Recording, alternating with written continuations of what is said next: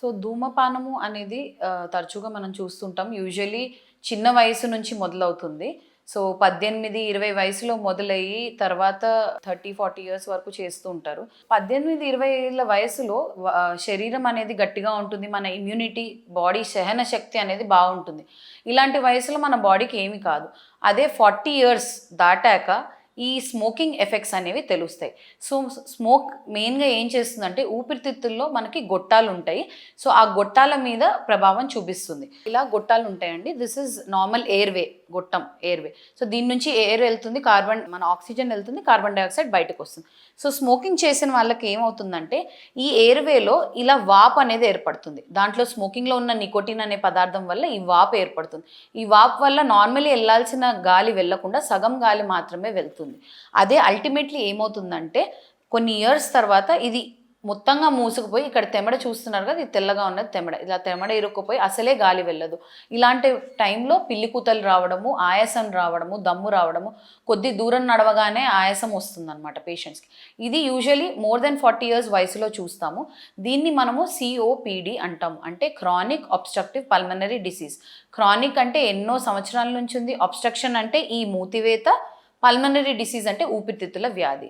So ఇదే కాకుండా మనకి ఈ స్మోకింగ్ వల్ల మోస్ట్ కామన్ ఇది ఏంటంటే లంగ్ క్యాన్సర్స్. మీకు తెలిసే ఉంటుంది, స్మోకింగ్ వల్ల క్యాన్సర్స్ వస్తాయి.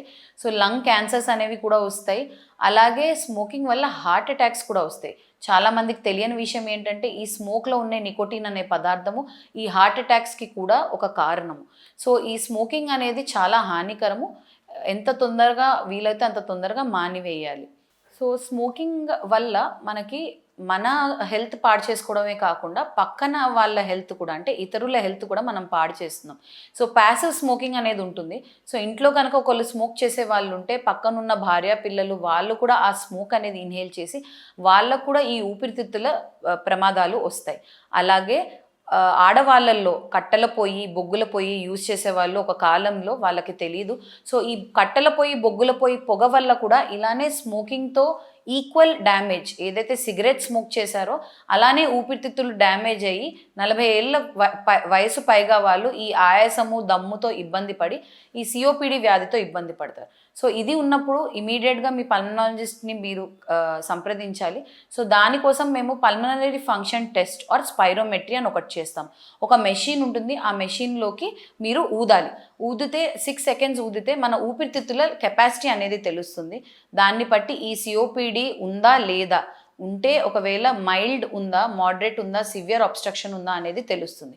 దాని ప్రకారం దీనికి ఇన్హేలర్స్ ఇవ్వడం జరుగుతుంది. సో ఇన్హేలర్స్ అనగానే అందరం భయపడతాము, అలవాటు పడిపోతామని కొంతమంది అంటారు.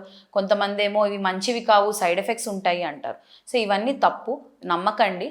So inhalers is the only treatment for COPD and asthma.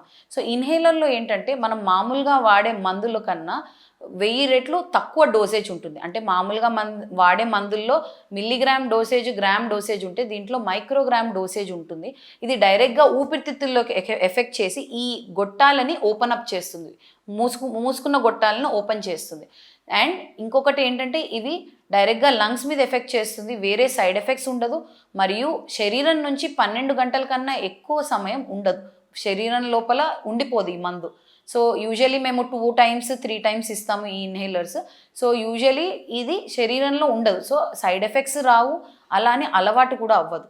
So inhaler is the only treatment for COPD and asthma.